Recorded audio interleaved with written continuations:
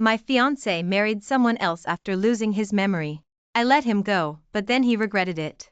3 years ago, my fiancé and I were attacked by thugs while traveling in Riverwood City.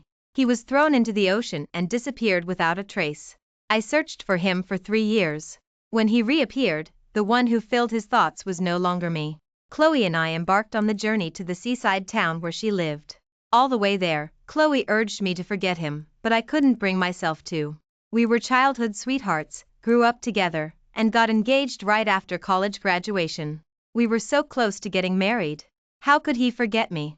How could he marry someone else? I traced the plain band on my left middle finger. Due to constant rubbing and wear, the name engraved on it was visibly faded.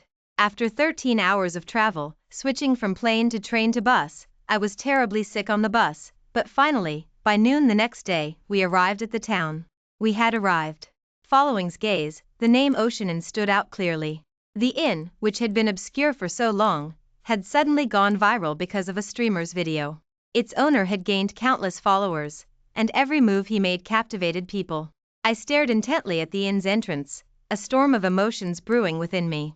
A gentle breeze swept by, and the wind chimes by the door chimed melodiously. Chloe stepped forward and knocked on the door. "Hello? Is anyone here?" After a long silence, we pushed open the large gate. Behind the gate was a spacious courtyard. A massive phoenix tree came into view, with a few birds perched on its branches and a small kitten on the ground. Suddenly, a tall man emerged from the courtyard. Subtle muscle definition was visible beneath his black t-shirt, and paired with black work pants and boots, he looked exceptionally stoic. Yes, it was really him. I wanted to run to him, but my body felt unresponsive, frozen in place. I could only stare fixedly at He man before me. He noticed my gaze and spoke with a cold, annoyed tone. "Can I help you?" I unconsciously walked towards him, my hand slowly rising. Before I could even touch his face, he grabbed my wrist harshly. "Ma'am, please control yourself." He then forcefully let go of my hand and stepped back 2 paces. "March cuz." I tentatively called his name. But he replied with a cold expression, "I'm sorry, you've mistaken me for someone else." Marcus, the man I had loved for over a decade, the man etched into my memory, how could I possibly be mistaken?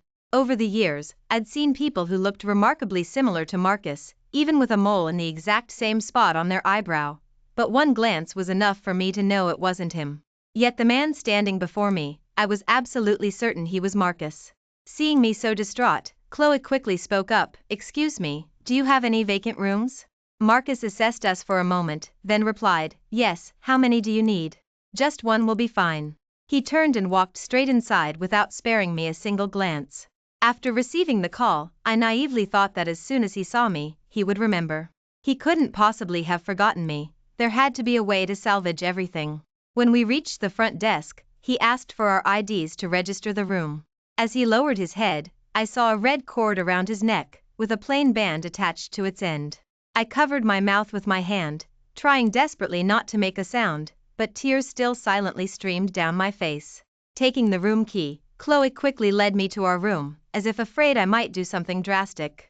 I collapsed onto the sofa, unable to compose myself for a long time. On the way here, I had thought about slapping him twice and demanding how he could forget me and marry another woman.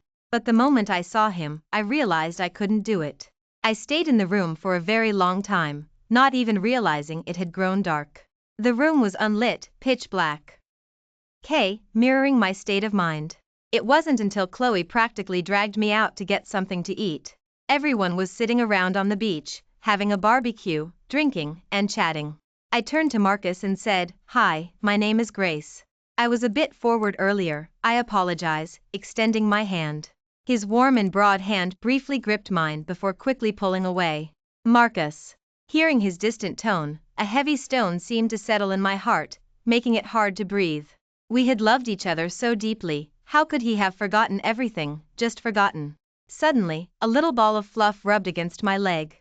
Looking down, I saw a sweet ragdoll cat with pristine white fur, clearly well cared for by its owner. "Whiskers, come here." Hearing that name, my heart pounded. Lucky was a stray dog we'd found while traveling, and we'd taken her home out of pity. We had named her together. He had said that from then on, our family would be reunited and whole, never to be separated again. I turned away, wiping my tears. R was still at home, but he had a new Whiskers now.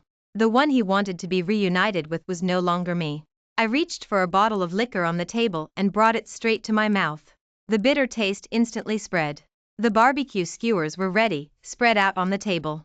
Chloe picked up a skewer of mushrooms and placed it on his plate. I quickly stopped Chloe. He doesn't like mushrooms. Everyone at the table stared at me, leaving me flustered and unsure how to explain. Suddenly, someone ran to the table, affectionately wrapped their arm around Marcus's neck, and kissed and nuzzled his face. "Honey, did you miss me?" Marcus didn't rebuke the newcomer's actions. Instead, he lovingly ruffled her hair. Now, don't tease." He then took her hand and introduced her to us. "This is my wife, Luna." I still held the skewer of mushrooms, staring blankly at the girl before me. Although I had heard he was married before, when he personally called someone else's wife, it still sent a pang through my heart.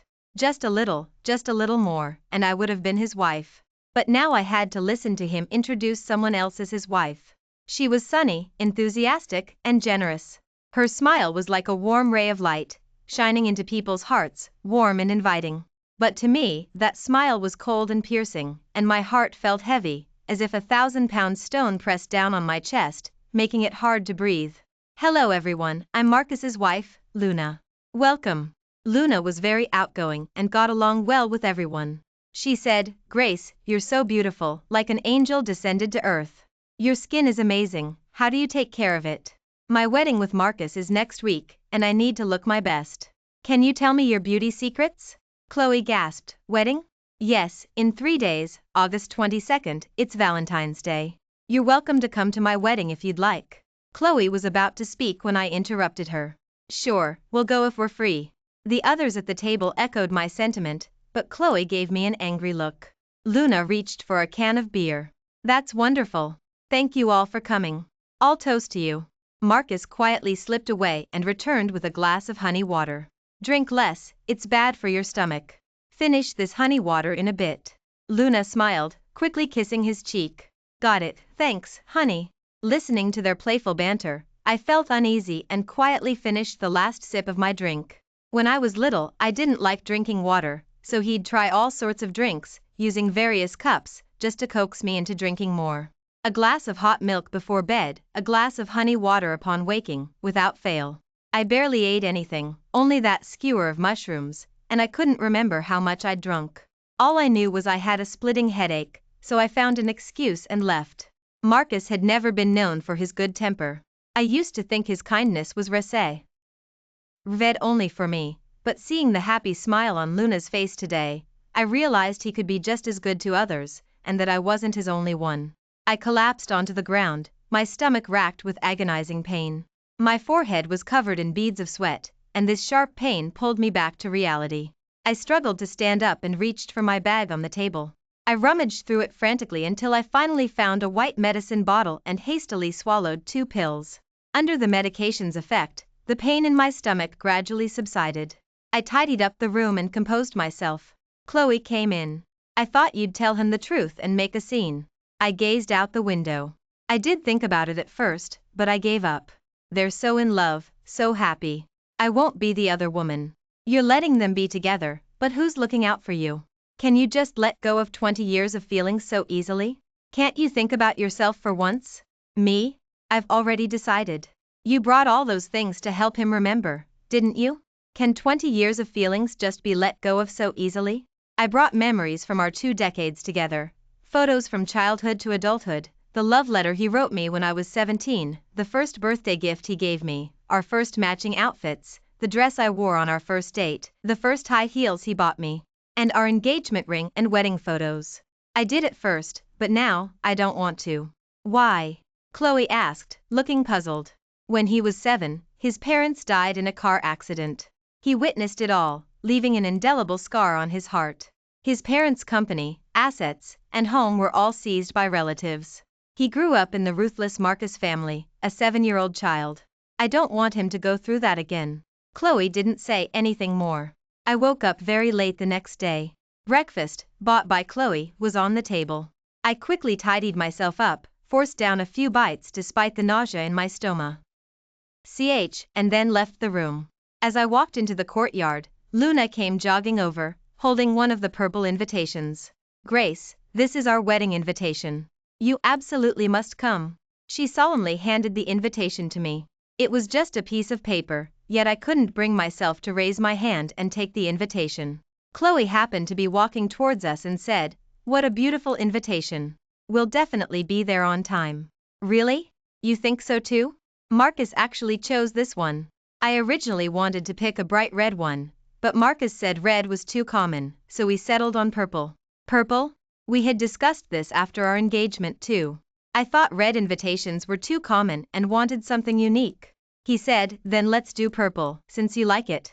His words were finally fulfilled, only the bride wasn't me. Chloe opened the invitation. This invitation is so special, clearly designed with care. And this time? 1:14 p.m.? Luna blushed. Yes, that way we don't have to get up too early, and that time means a lifetime of love. It's very meaningful and unique. All the promises he made to me were kept, but the person by his side had changed. Did it hurt? Of course, it did. I still remembered an afternoon when I was 22. "Sleepyhead, wake up, wake up." Hearing his gentle words, I reached out and wrapped my arms around his waist. "No, no, just a little longer. Grace, you sleep so much, what will we do when we get married? Then let's set the wedding for 1:14 p.m. He ruffled my hair and kissed my forehead. "Okay, whatever you want." Every word from back then echoed in my mind, and memories flooded back. Yet you had completely forgotten me, giving our shared memories and promises to someone else.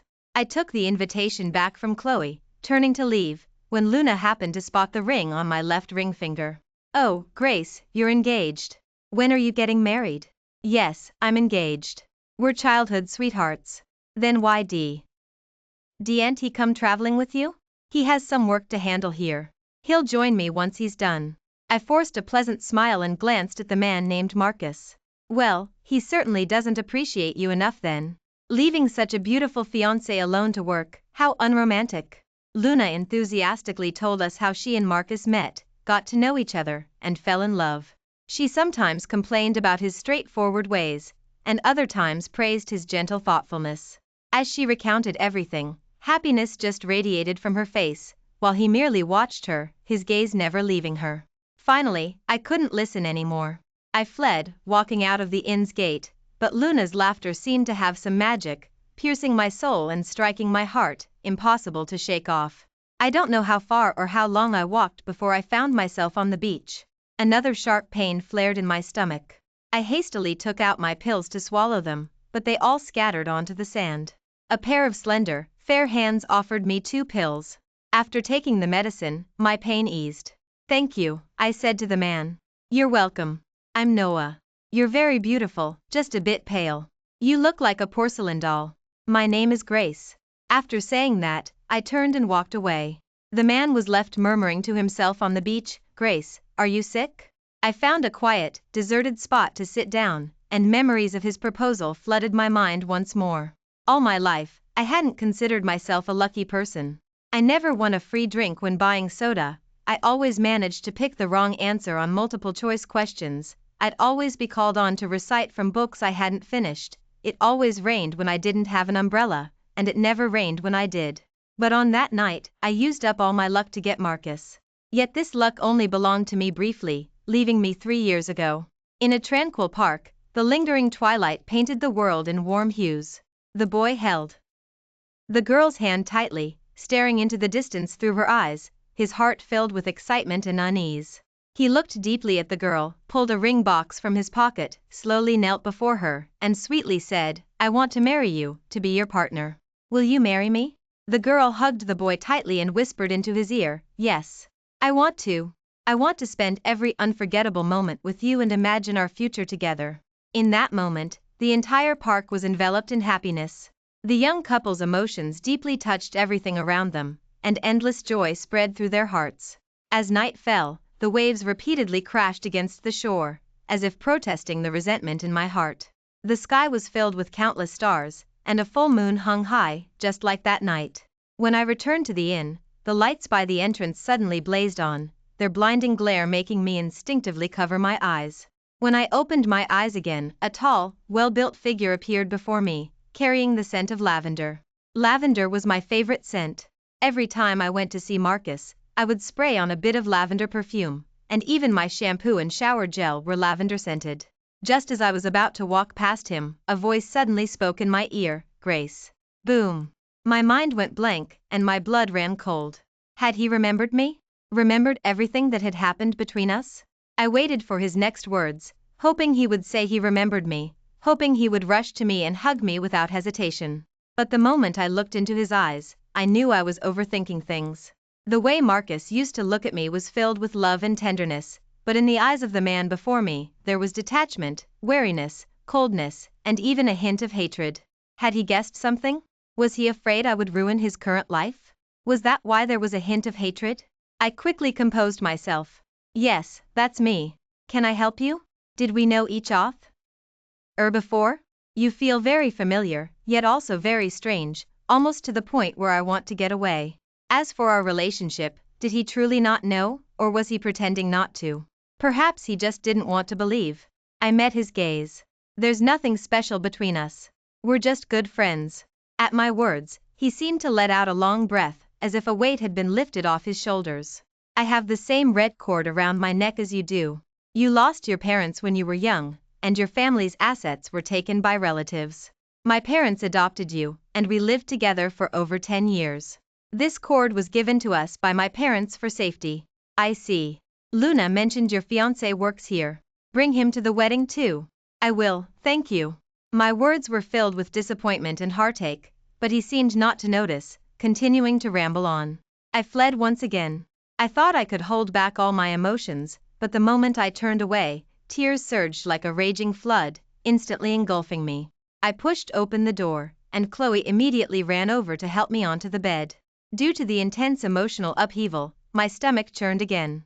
Suddenly, a metallic taste filled my throat, and I instinctively covered my mouth with my hand. Bright red blood stained my entire hand, which trembled uncontrollably. Chloe was startled. "Grace, what's wrong? Let's go to the hospital, okay? Let's go."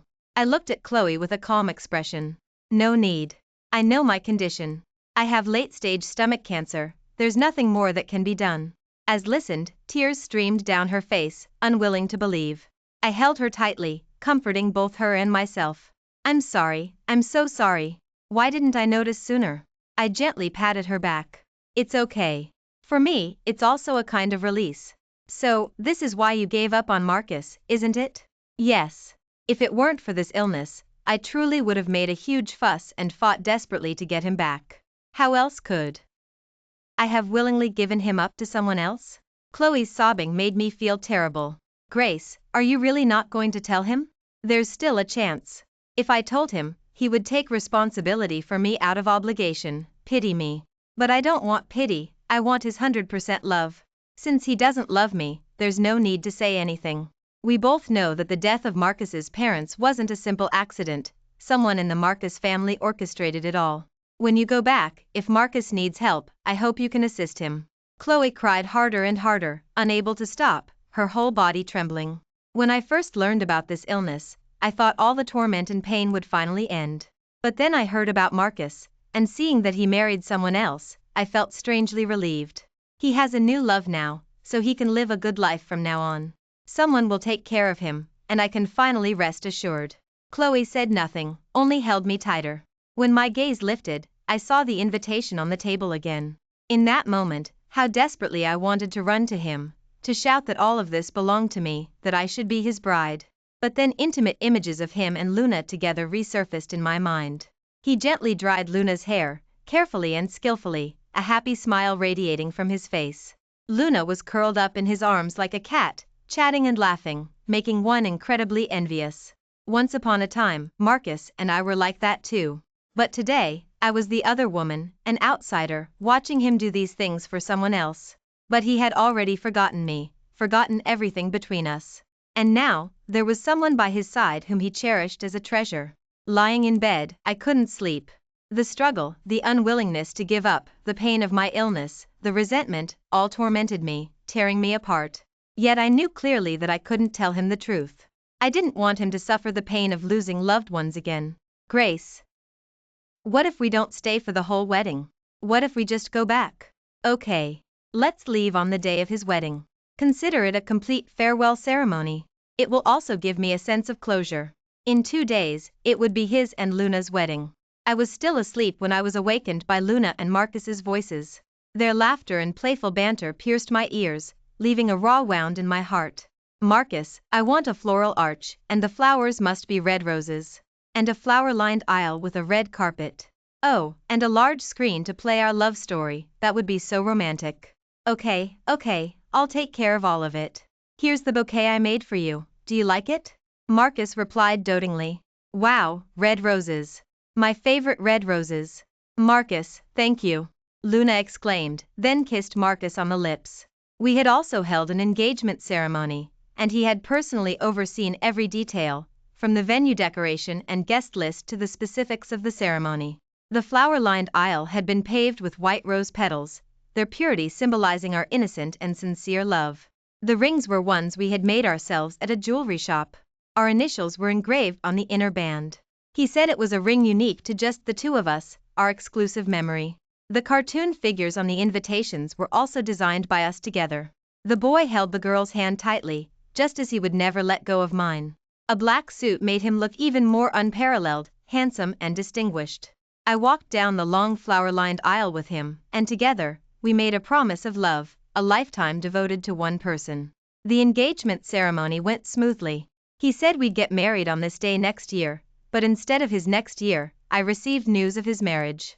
3 years. I waited for you, and the wedding will proceed as scheduled, only the bride won't be me. Shaking off my thoughts, I got up, quickly washed up, put on light makeup, and went out. As soon as I stepped out, Luna called out to me. Grace, I'm a bit nervous. Could you keep me company and talk for a while? Grace, the wedding is tomorrow. I'm so happy, but I'm also a little nervous, Luna said. Don't worry, Marcus is so good to you, you'll definitely be happy. As I spoke, I noticed a stack of photos beside her. She saw me staring at the photos and eagerly pulled me over to look at them.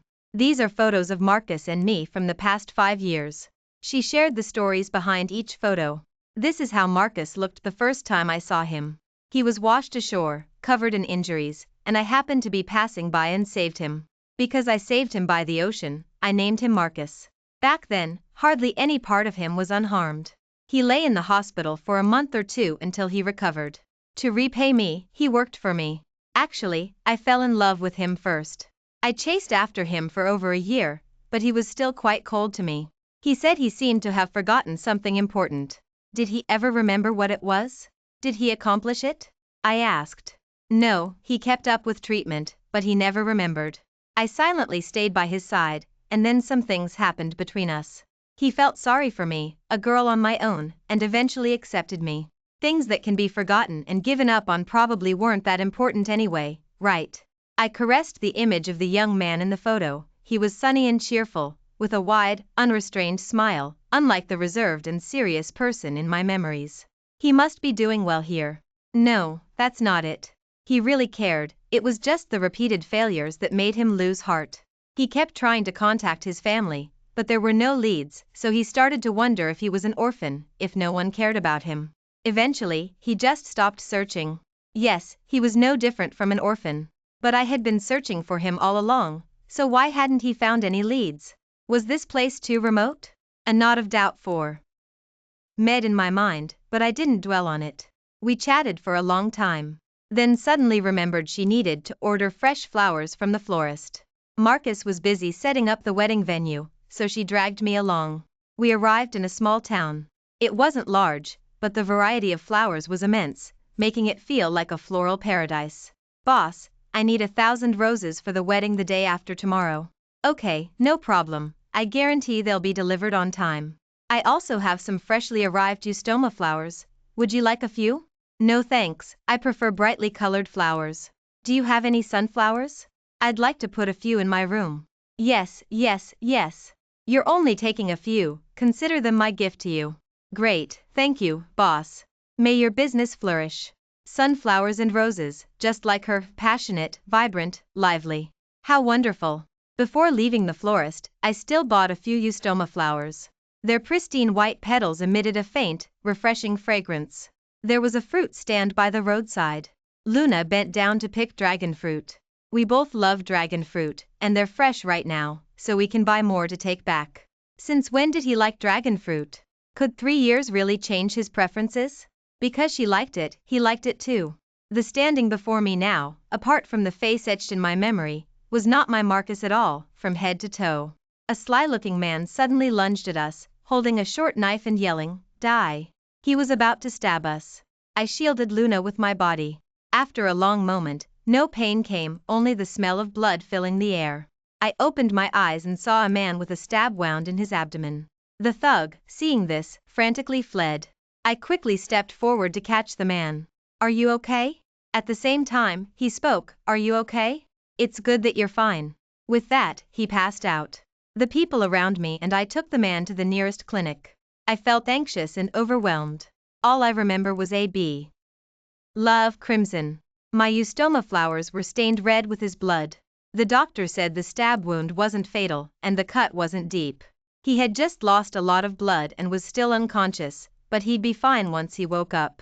Since was unconscious and needed someone to look after him, I stayed at the hospital, sending Luna back and asking her to bring me some clean clothes. In the middle of the night, Noah finally woke up. I poured him a glass of warm water and helped him drink it. Was it worth risking your life for a stranger? Grace, you still don't remember who I am? My face filled with confusion. I tried hard to recall, confirming that apart from that day, I genuinely hadn't seen this man before, let alone remembered him. When I was little, I developed late and was a head shorter than kids my age. They all bullied me, called me a shorty, wouldn't play with me, and even hit me. You were the one who took my hand, protected me, and you were the only one who was willing to play with me. So, you were that little guy from my childhood. I never saw you again after that. I can't believe how tall you've grown now. Yes, I'm grown up now. From now on, I'll protect you. I'm no longer that little guy hiding behind you," he said. After that, my parents sent me abroad. "When I saw you taking medicine last time, were you sick? You don't look well," he asked. "It's nothing serious, just an old issue. A bit of stomach pain." Seeing that I was unwilling to elaborate, Noah didn't press further. The next day, Luna and Chloe came to bring us food. Luna's face was clearly off, she seemed distraught. I made an excuse to send Chloe away. "Grace, Marcus is your fiancé, isn't he?" At her words, the hand holding the thermos trembled uncontrollably. Just as I was about to say something, I heard her say, "I didn't intentionally go through your things. I was just getting you some clean clothes and saw them by accident." Her voice had a clear choke to it, and tears welled in her eyes. Yes, as if she might cry at any moment. I put down the food I was holding and turned to comfort her. "I'm not blaming you. I was the one who asked you to get the clothes in the first place. Grace, did you come here to take him back? All those things you brought are proof of your past together. Will you tell him the truth?" Luna asked. A hint of displeasure rose within me at the question, but I patiently explained to her, "I won't take him away. He isn't my Marcus anymore, he's your Marcus, the Marcus who loves you. But and Marcus are the same person. The of my past loved me, but he only belonged to me for that part of his life. The of now loves you, and he naturally belongs to you. I can't take him away from you either," I explained. I urged her, "You two should be happy together. I sincerely wish you both well. Be good to him." After seeing Luna off, Chloe came in. "The thug who stabbed Noah today has been caught. He's one of the thugs who attacked you in Riverwood City 3 years ago. According to him, he was instructed by someone in the Marcus family, and their goal was to ensure Marcus never had a chance to return to the family. After all these years, Marcus has tolerated them again and again, yet they still won't treat him well. He has nothing left, and they still want his life. Why are they so insatiably greedy? Is greed just human nature?" I said furiously. "Marcus plans to take Luna back to the Marcus family in Riverwood City after the wedding. He said since they're married, he should take Luna back to meet his elders." "Yes, since they're married, he should take her back," I forced a smile. That evening, Marcus came to bring me food. He had cooked it himself. I really wanted to finish it all, but my stomach wouldn't cooperate. I only managed a little porridge and couldn't eat anything else. Marcus was an excellent cook. When I was little, I was a very picky eater, rarely ate anything, and my meals were irregular. Because of this, he specifically learned to cook, finding various ways each day to make me all sorts of delicious food. That's how I knew it was his cooking with just one bite. Thank you, the food is delicious, I said. You're welcome. You saved Luna, this is just what I should do in return. Hearing his words, a bitter taste spread through my heart. The food in my mouth no longer tasted good, and after 2 bites, I couldn't eat anymore. I collected the utensils and finished my meal. As he left, he said, "Get well soon." I knew I should say something to wish them well, but the words wouldn't come out. Finally, I managed, "I wish you both happiness. Forgive me, but that was the greatest blessing I could utter." Marcus carried the thermos and left the hospital room without looking back. I watched his retreating figure, wanting to etch it into my memory. I thought this might be the last time I would ever see him. Not long after Marcus left, I suddenly vomited a mouthful of blood. My stomach began to ache again. I curled up on the floor, screaming for help. The moment I saw the doctor, I finally couldn't hold on any longer and passed out. When I opened my eyes again, it was already August 22nd, the day of his and her wedding. Chloe told me they had arranged for me to be in the first row, a perfect vantage point. It's a shame I won't be able to see it. We had already boarded the train back to Riverwood City. During this 13-hour journey, I'd been in agony over 10 times, each episode leaving me drenched in cold sweat, my knuckles white as I clutched my stomach. But no matter how much pain I was in, Marcus would no longer softly comfort me. There was no one to hold me close, to gently soothe my pain, whispering my name over and over. I finally returned home and saw my parents. Seeing me ravaged by illness and suffering so terribly, their eyes welled with unconcealable heartache, yet they were helpless. I held on to my last breath just to see my beloved parents one last time. "Henry, Marg. Eret," I said, "I know my time is running out. After I'm gone, please promise me you'll live well. You don't need to think of me often. You raised me for over 20 years, but I won't be able to be there for you. And could you please help Marcus? He's had a hard life. He just wants to live." Henry and Margaret were already in tears. Yes, yes, they sobbed, "We promise you anything. Just don't go, don't leave us. Marcus, this is the last thing I can do for you. Let's call it even." I seemed to see an 18-year-old Marcus, his eyes and heart filled only with me. Who smiled so brightly, waving to me. If there's a next life, I hope I never meet Marcus again. He broke his promise, he fell for someone else. Then let him be punished for all eternity, never to meet again. Thank you for watching today's story. If you enjoyed this video, please give it a thumbs up and share it with your friends. We look forward to hearing your thoughts in the comments section. Feel free to share your views, and don't forget to subscribe to our channel for more exciting stories. See you next time.